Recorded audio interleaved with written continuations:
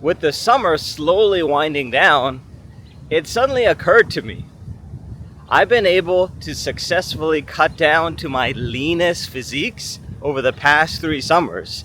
The first time around in 2024, when I started my whole weight loss, fat loss journey, I was able to cut all the way down to 9.7% body fat. The following summer, 2025, or the summer of walking over 20,000 steps a day, I was able to get down to my leanest at 10.5% body fat. And then as recently as this summer, I was at my leanest at 11.9% body fat.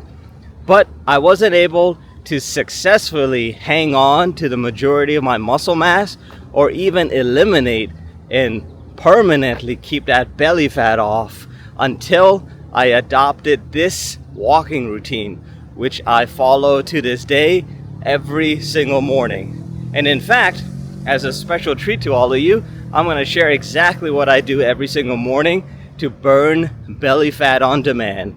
So let's get right into this. First things first, we need to win the morning. And in order for us to successfully defeat, conquer, and win the rest of our day, we need to start it off the right way and go to bed at least 8 hours before we plan on getting up. So not only should you plan on setting an alarm for your wake up time, but also set an alarm for the time you go to bed. So I always have an alarm set around 7:30, latest 8 p.m. But I try to set it for 7:30 because I usually complete my community post it to the channel before I catch some Z's for the night, and then get up exactly 8 hours later at 3 a.m. every morning. Why the hell do I get up so early in the morning? Because this gives me the maximum amount of time throughout the day to evenly space out my walks, indoor walks as well as a couple of outdoor walks, especially while doing these walking talks, in order to comfortably knock out my step goal. So by getting up in the morning, I make sure that I have enough of a margin to also front load as many steps as possible, because as you know, the workday starts for most of us around 9 a.m. or we have family obligations, or in general, life gets in the way of our health and fitness goals, usually for the most part. That's why most people complain about not having enough time to devote towards walking, planning their meals, doing resistance training. So as a result, we want to get into the habit of knocking out the majority of our steps as early in the day as possible. So for me, that happens at 3 a.m. before everyone is awake. So as soon as I get up in the morning, I need to break my fast. Now, there are multiple schools of thought. There are multiple theories around whether or not doing fasted exercise, fasted cardio, fasted weightlifting is more effective at long-term fat loss and long-term muscle retention or even muscle building. Personally, I'm a big supporter of making sure that I'm sufficiently fueled before I do any type of exercise, which includes daily walking. So that's why I'm going to fuel my first walk of the day with enough carbohydrates and with enough protein. So that's why my first meal of the day is going to include not only plain non-fat Greek yogurt, but also 1 scoop of whey protein powder and at least 1 serving or 40 grams of old-fashioned oats. So I think that gives me around like 78 grams of carbs and like 49 grams of protein, which is perfect for me. That's in all 546 calories total for my first meal of the day. And when I prepare this meal, I'm able to, do this automatically. I've done it so many times now while standing up.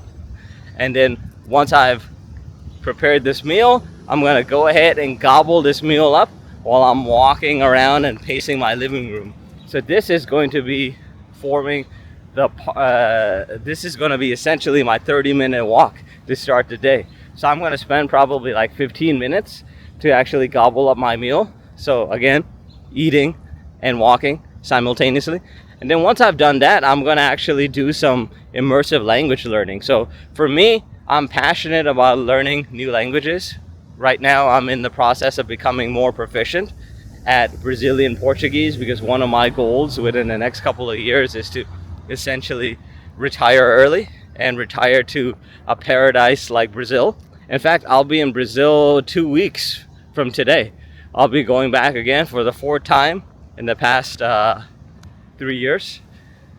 And in order for me to survive in Brazil, I need to be fluent, almost completely fluent in Brazilian Portuguese, because 99% of the population only speaks Brazilian Portuguese, and maybe only 1% of the population is actually fluent in English. 5% of the population speaks English, but it's mostly broken English and heavily accented English. So that's why since 2024, coinciding with the start of my fitness journey and my high volume daily walking journey, I started up Brazilian Portuguese through a combination of Duolingo, YouTube videos and podcasts, and even some Portuguese or Brazilian Portuguese shows like Avenida Brazil, O Clone, and many more that I'll start adding to my list of shows to knock out as I become more and more fluent at Portuguese. But the point is, I've been essentially able to combine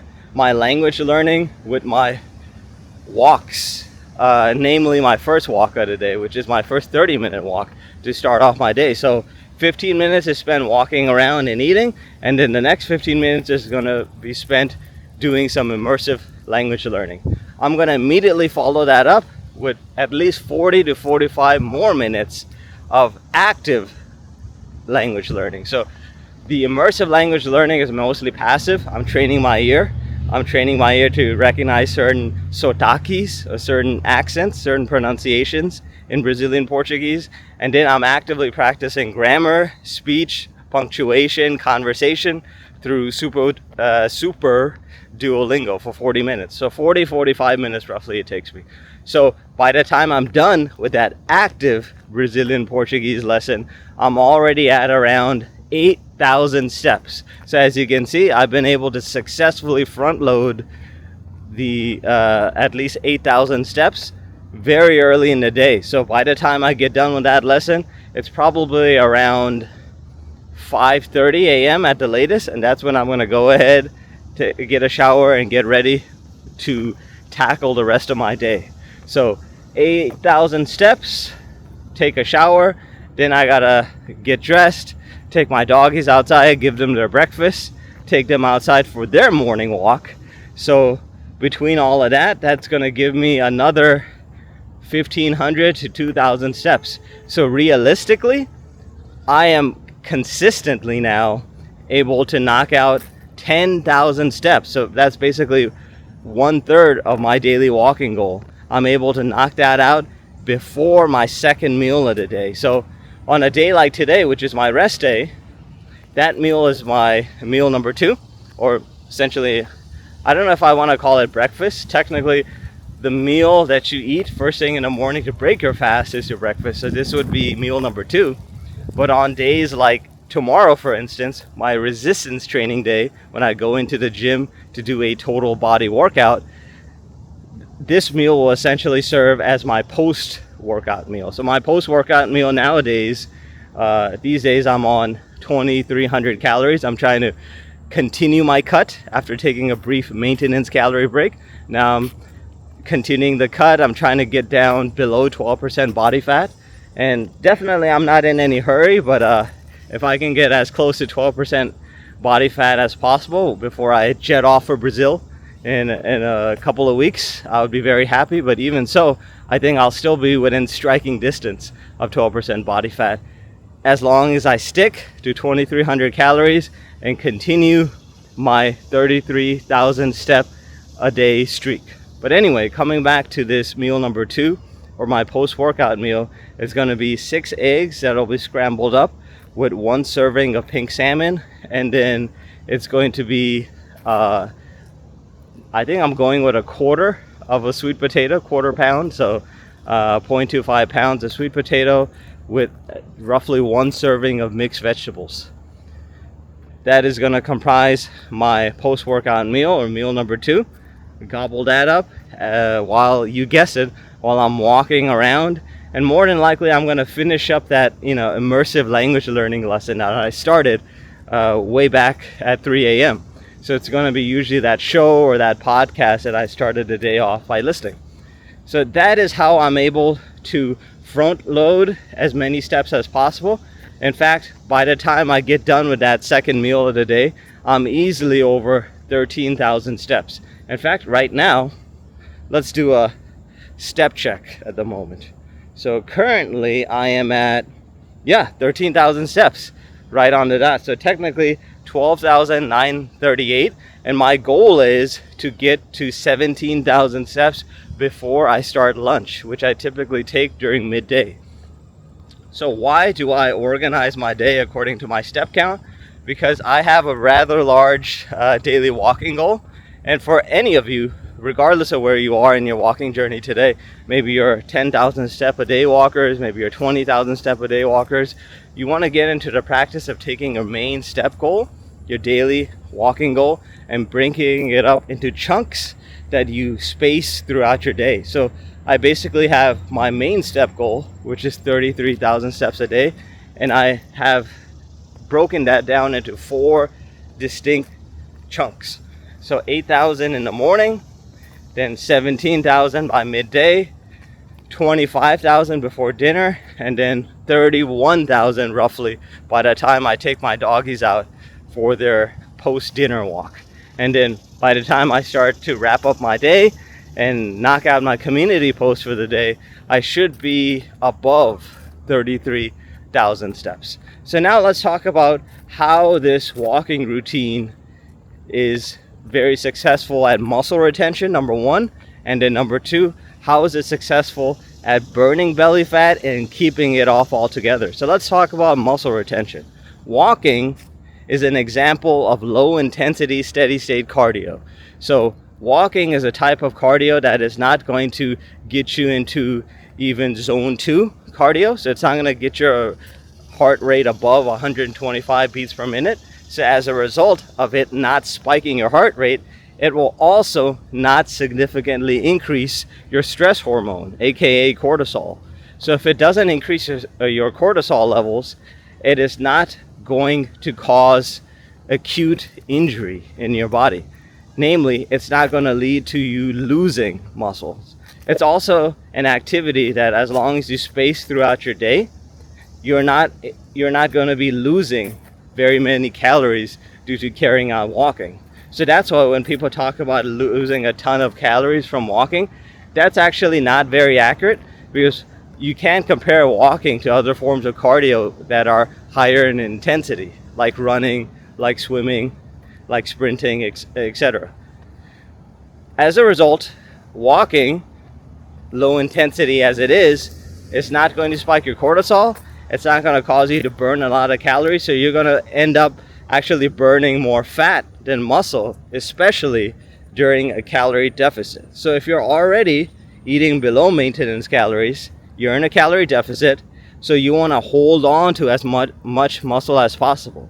One of the biggest mistakes that I made in my very first calorie deficit back in 2024 was the fact that I was trying to speed run the whole thing. I was trying to burn as many calories as possible on a weekly basis, and I was trying to achieve that cut as fast as possible. So as a result, I kept on slashing calories. So maybe I started at around 2,500 calories, and at one point I was slashing by 100 calories every single week. So at the end of my cut, I was probably eating at like 1,700 calories. So as a result of that cut in 6 months, sure, I was able to go from 25% body fat all the way down to 9.7% body fat, which for me was losing about 35 pounds total. But that 35 pounds of weight that I lost in my very first calorie deficit was a combination of both fat and muscle. So yes, I was at 9.7% body fat, but I also lost a buttload of muscle as well. So I ended up looking smaller and skinnier than ever before. I had friends and family members asking me if I was, feeling okay, if I hadn't come down with some sort of illness or chronic disease by how skinny and emaciated I looked after my first cut. So obviously, you don't want to do that. You don't want to overdo it on slashing calories. You want to use a combination of a calorie deficit introduced through your nutrition, your meal plan, and your activity level. So for example, if you're already walking, you're doing some high volume daily walking, 10,000 steps to start off with. If you're brand new to the daily walking routine, eventually you want to progressively overload up to 20,000 steps, which I think is achievable for the majority of you watching this video. I think a majority of you are in that camp of walking over 20,000 steps. So with just walking 20,000 steps, that should give you about a 500 daily calorie deficit. Add that to a 500 daily calorie deficit that you get through your meals alone. That should put you at a 1,000 calorie deficit on a day-to-day basis, especially at the start of your fat loss. So you'll be losing about 2 pounds every single week, and most of that is going to be fat. So if you lose 2 pounds a week, roughly, I would say maybe 1.4 of that would be 1.4 pounds would be due to fat, and about 0.6 pounds would be due to muscle. So at any rate, you're going to be losing muscle because this is an energy deficit. This is not just calories, right? Calories are a measure of energy. So if you're losing, you're depleting your body of essential energy that it needs to persist itself, right? As a result, you're going to lose some muscle as well. So it's almost impossible for you to hang on to 100% of your muscle. You're almost always going to lose a little bit of muscle throughout the calorie deficit. So that's the first thing that you want to keep track of. The second thing you want to look at is the fact that while you're doing low intensity steady state cardio like daily walking, it's going to keep your hunger and your satiety hormones in check every single day. So one of the biggest reasons for why people lose a ton of weight and then put it on very quickly is because they generally lose a lot of weight through high intensity cardio, right? They're essentially burning a lot of calories on the Stairmaster, running on the treadmill, running outside. So those types of high intensity cardio are going to spike their heart rate, spike their cortisol, and also spike their hunger hormone, aka ghrelin.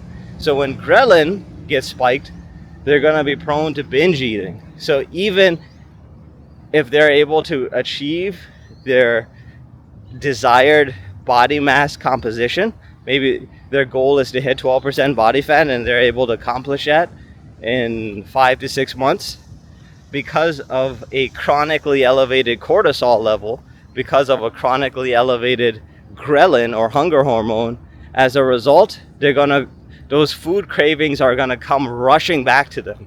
So at the end of the cut, they're gonna feel like they need to quote unquote take a break, and they're gonna binge, right? They're gonna have a cheat meal or two, maybe even an entire cheat day, and that cheat day eventually translates into a cheat week. So in a matter of a couple of weeks, in shorter time compared to their overall calorie deficit, they once again put all that weight back on again. That weight comes right back on. That belly fat that they're trying to keep away is the first to come back. The belly fat that you have is usually the last place where your body loses fat. So your lower abdominal region, the back fat that you have, your love handles, that's usually the last place where fat is removed during your calorie deficit. And unfortunately, it's the very first place where fat reemerges and returns if you are prone to binge eat, if you decide to give in to your food cravings, food addictions at the end of your calorie deficit. So how you actually do your calorie deficit is extremely important.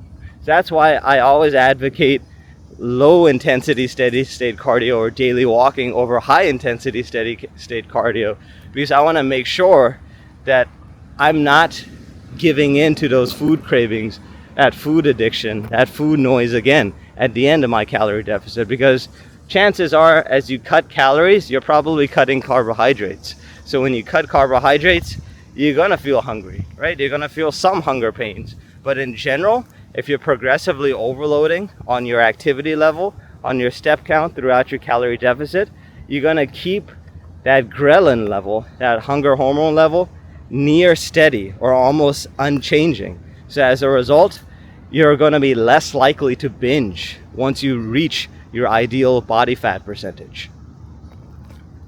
So that is going to be a couple of things that I want you guys to keep in mind. And this is a big reason why this walking routine that I implement every single day, every single morning in fact, does all of these things and checks off all of these boxes, right?